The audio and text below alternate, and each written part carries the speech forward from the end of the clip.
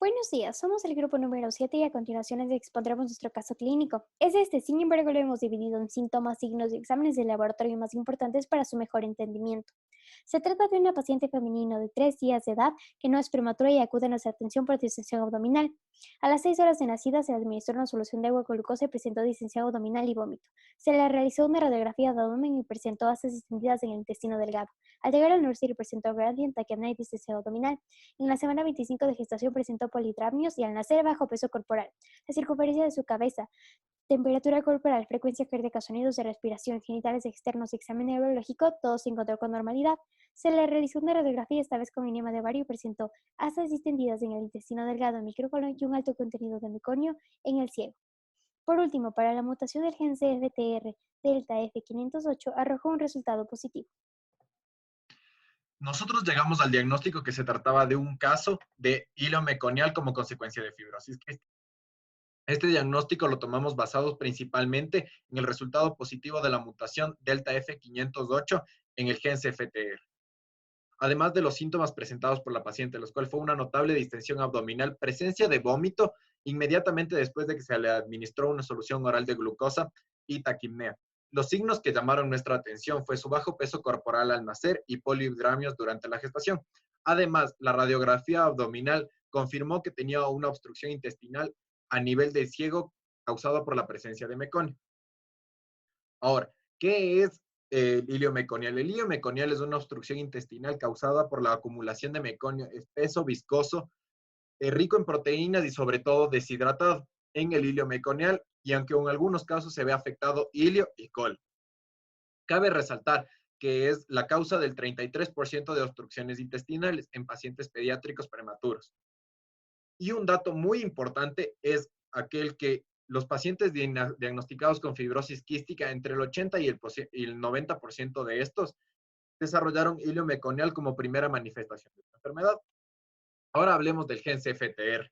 Este está ubicado en el cromosoma 7 en el brazo largo de este, en la posición 31.2. Tiene una herencia autosómica recesiva. Eso quiere decir que necesita 2 alelos dañados para presentar esta enfermedad y tiene 5 posibles mutaciones. Ahora, nos vamos a centrar sobre todo en la mutación de tipo 2, que es la que presenta la paciente. Las mutaciones de tipo 2 se caracterizan por ser modificaciones portraduccionales de la síntesis de la proteína. Eso quiere decir que nuestra paciente perdió un aminoácido en la posición 508 de esta proteína. La función normal que cumple el gen CFRT es codificar para un canal de cloro, dependiente de AMP cíclico. Este canal de cloro controla el flujo de iones como el cloro, sodio y el agua. Aparte de eso, tiene una función muy importante dentro del páncreas exócrino, el cual es promover la secreción de bicarbonato a altas concentraciones. ¿Y qué pasa cuando se daña este gen? Va a provocar que el movimiento de los iones de cloro se quede estancado dentro del espacio extracelular, lo que va a provocar una recaptación de sodio, por ende, una reabsorción de agua, provocando que la mucosidad sea muy, muy espesa, lo que ocasiona obstrucciones intestinales. Un dato importante acerca de los pacientes con fibrosis quística es que aparte de desarrollar obstrucciones intestinales, tienen riesgos de infecciones prevalentes respiratorias. Ahora bien, para diferenciar el hilio meconial de otras enfermedades utilizamos el diagnóstico diferencial. La primera enfermedad es la enterocolitis necrotizante del recién nacido, que tiene relación por el bajo peso corporal, pero en la enterocolitis se da por una mala absorción de carbohidratos y porque el moco es más permeable, mientras que en el hilio meconial el moco es más espeso. No presenta apnea, tampoco temperatura elevada y se da en nacidos prematuros, mientras que en el hilio meconial nuestro paciente nació en la semana 38. La segunda enfermedad es el síndrome de tapón meconial. Se relaciona con el hilio meconial por la distensión abdominal y la obstrucción intestinal con meconio.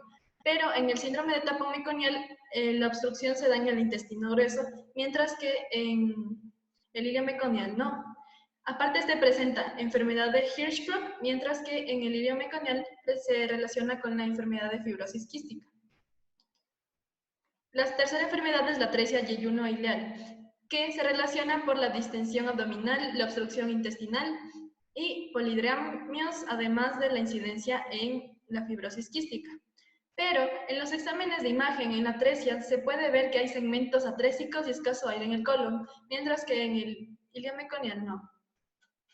En cuanto al análisis de síntomas y signos clínicos que presenta la paciente, en general, las manifestaciones clínicas se presentan como resultado del flujo alterado del ion cloruro, así como de sodio y agua que están generando secreciones espesas y deshidratadas que a su vez están obstruyendo los conductos del páncreas, bronquios, bronquiolos, intestino, así como de glándulas salivales y también del epididio.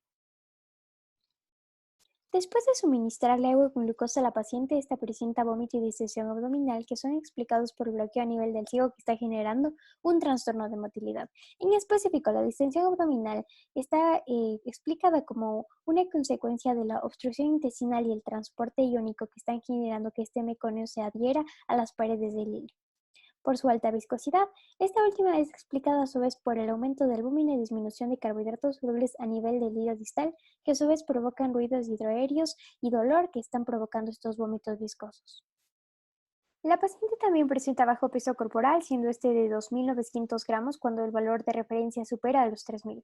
Este puede ser explicado por el moco que está obstruyendo el conducto pancreático, evitando que el jugo pancreático llegue hacia el intestino, y que también está generando una mala peristalsis en el intestino fecal, haciendo que no se reabsorban bien los nutrientes. Por tanto, también se puede presentar malnutrición. Otra consecuencia de esta mala peristalsis de absorción es el polidramnios manifestado en la semana 25 de gestación, en donde no se está digiriendo bien este líquido amniótico. La ligera taquipnea presentada por la paciente correspondiente a 66 respiraciones por minuto, siendo el valor de referencia no mayor a 57, puede ser explicado por el moco obstruyendo el tracto respiratorio, que a su vez puede producir Grantham. El Grantham también puede ser un síntoma posible de distrés respiratorio. En cuanto a la temperatura corporal, frecuencia cardíaca, longitud corporal y circunferencia de la cabeza, todas se encuentran en normalidad en la paciente. Respecto al análisis de laboratorio y de imagen, encontramos principalmente una mutación en delta F508 CFTR. Puede ser de tres maneras: homocigoto cuando los dos alelos se encuentran mutados de manera idéntica, heterocigotos compuestos cuando los dos alelos se encuentran mutados de manera diferente, y una mutación in cis cuando se da por DNA no codificante. En la radiografía encontramos asas intestinales sumamente dilatadas y de manera desorganizada. Además tienen una peculiar forma de burbuja y son muy irregulares. En la parte distal del intestino delgado podemos encontrar la obstrucción y podemos también encontrar un microcolon en consecuencia de esta obstrucción. Como exámenes confirmatorios adicionales, podríamos aplicar una prueba de sudor inducida por pilocarpina con el fin de evaluar los canales CFTR y relacionados con cloro.